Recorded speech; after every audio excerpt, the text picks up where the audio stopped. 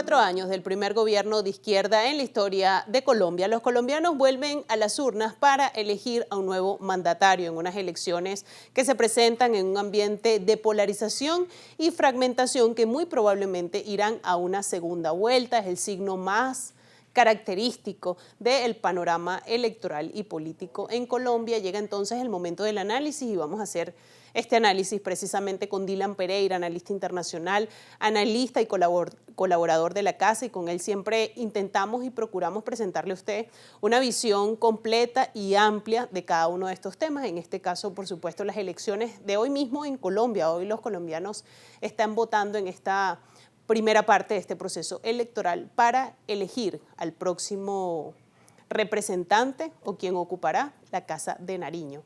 Dylan, qué gusto recibirte como siempre. Muy buenas tardes, Nastasia. Un placer saludarte a ti y a toda la audiencia de Ampliamente. Qué gusto que nos acompañes en este día histórico para los colombianos. Lo estamos viviendo en directo prácticamente hoy domingo 31 de mayo. Los colombianos, más de 41 millones de colombianos asisten a las urnas para comenzar este proceso que definirá al próximo ejecutivo en Colombia. También es importante por la cercanía que tiene, bueno, este país con el nuestro y por la relación bilateral que existe, pero en este caso es importante plantear los antecedentes. Nos trajo un gobierno de Gustavo Petro, el primer gobierno de izquierda en la historia del país. ¿Cómo queda el país? ¿Cómo llegan los colombianos a estas elecciones en este balance que uno hace de este fin de esta administración? Así es, Gustavo Petro abandonará el próximo mes de agosto la Casa de Nariño, así lo establece la Constitución que prohíbe una reelección, y los colombianos, como bien decías, más de 40 millones de ciudadanos convocados a las urnas tendrán la decisión de apostar por una continuidad del pacto histórico, esta coalición de movimientos progresistas y de izquierda que hoy van a las urnas con la figura de Iván Cepeda, filósofo, especialista en derechos humanos por la Universidad de Lyon, con un perfil muy cercano a estas ideas y con un pasado muy vinculado al Partido Comunista Colombiano y a este marxismo-leninismo de guerrillas que estuvo pues muy presente en el país en los años 80, y opciones también antagónicas, como es el caso de una centroderecha tradicional uribista, en este caso encarnada por Paloma Valencia, que plantea pues un centro derecha que ha perdido gran fuerza y terreno en los últimos sondeos de opinión, y este candidato o este outsider de extrema derecha, como ha clasificado por muchos analistas, como es Abelardo de la Espriella, que nos habla precisamente de esta polarización a la que hace referencia y a esta fragmentación que podría significar una nueva ruptura en este sistema de partidos que había sido de alguna forma sepultado con la elección de Gustavo Petro hace 4 años, y que además nos da esta visión que ya se había confirmado en las últimas elecciones en el Senado, que Colombia es una sociedad dividida frente a temas trascendentales, como es el caso de la paz, de estos procesos de paz que habían pues enaltecido de alguna forma esta justicia transicional a partir del año 2016, tras más de 4 décadas de un profundo conflicto interno, pero que también nos refleja una preocupación creciente de los ciudadanos colombianos en torno a temas como la seguridad o la salud, que sigue siendo la bandera número 1 en todas las propuestas de campaña. Aquí es oportuno también revisar, Dylan, las diferencias con lo que fue la campaña anterior, porque cuando Gustavo Petro se presentaba como candidato, el asunto social era un tema principal en la agenda de los candidatos que precisamente estaban compitiendo en esa elección. Ahora esto cambia tras ciertos éxitos que ha tenido el gobierno de Gustavo Petro en temas de reformas de pensiones y en el área social, pero ahora el asunto de la seguridad es central. De hecho, una de las grandes Correcto. críticas al gobierno de Gustavo Petro por parte de la oposición es precisamente no gestionar de la mejor manera la relación con los grupos insurgentes y el tema de la seguridad, sobre todo en la periferia, sobre todo en las regiones. ¿Cómo ver esta elección a la luz de los principales temas de agenda y de campaña?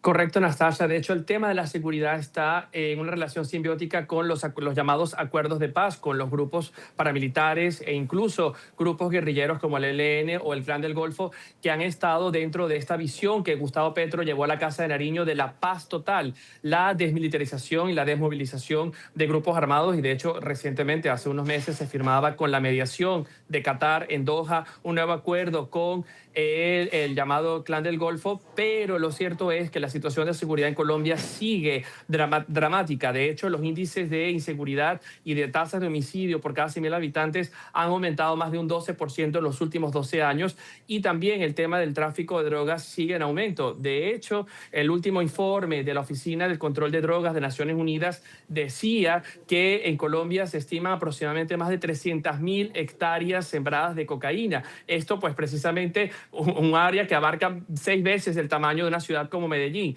Es decir, la gran crítica de la agenda, incluida del propio Iván Cepeda, candidato oficialista, es precisamente el tema de la seguridad. Y eso se ve reflejado en las agendas de campaña de todos los candidatos. En el caso de Paloma Valencia, plantea el plan 30-30 para inyectar por lo menos más de 60.000 nuevos efectivos, tanto en la policía como en el ejército, de forma inmediata, y aumentar el gasto de defensa a casi un 4% del PIB, del gasto total del Estado colombiano. La visión de Abelardo de la Espriella es absolutamente antagónica a la visión de Iván Cepeda y de Gustavo Petro. De la Espriella pues plantea un remake, si se quiere, del llamado Plan Colombia, así lo ha llamado, un Plan Colombia 2.0, con ayuda del ejército estadounidense. Plantea una anulación total de los acuerdos de paz que habían sido alcanzados hasta ahora con los diferentes grupos, y una intervención del ejército directa, particularmente en zonas como el Valle del Cauca o en la Amazonia, lo que sería una visión mucho más confrontativa respecto a esta visión de justicia transicional que plantea Iván Cepeda a través de procesos como la jurisdicción especial para juzgar los posibles crímenes de lesa humanidad que sucedieron durante el conflicto. Todo esto sería barrido por la Espriella, y de hecho esto nos habla de cuán antagónicas son las visiones que se enfrentan hoy en Colombia. Y también nos da señales claras, Nastasia, de la dificultad de gobernabilidad que podría tener un futuro ocupante de la Casa de Nariño, porque precisamente gran parte de las reformas del presidente Petro, sobre todo en temas como salud o educación, fueron frenadas por el veto en el Senado. Y esto podría replicarse en un próximo mandato como jefe de Estado. Y esto es un asunto importante que también hay que revisar, porque lo más probable es que esta elección vaya a una segunda vuelta el próximo Así es. 21 de junio, pero quien quede electo en ese momento también deberá gestionar algunos temas con el Congreso, una elección que Así ya es. se dio en el mes de marzo. De esto también vamos a hablar, pero vamos a hacer primero una pausa en esta conversación que estamos teniendo con Dylan Pereira, hoy 31 de mayo, donde los colombianos asisten a las urnas para elegir nuevo ejecutivo, tras 4 años, recordemos, del primer gobierno de izquierda en la historia de Colombia. Gustavo Petro dejará la Casa de Nariño y 3 aspirantes, uno de ellos podrá ser o ocupar este ejecutivo colombiano. Hoy estamos presentándole a ustedes este análisis mientras los colombianos votan y van decidiendo a quién quieren al frente de ese país. Hacemos una pausa entonces y al regreso seguimos con este análisis.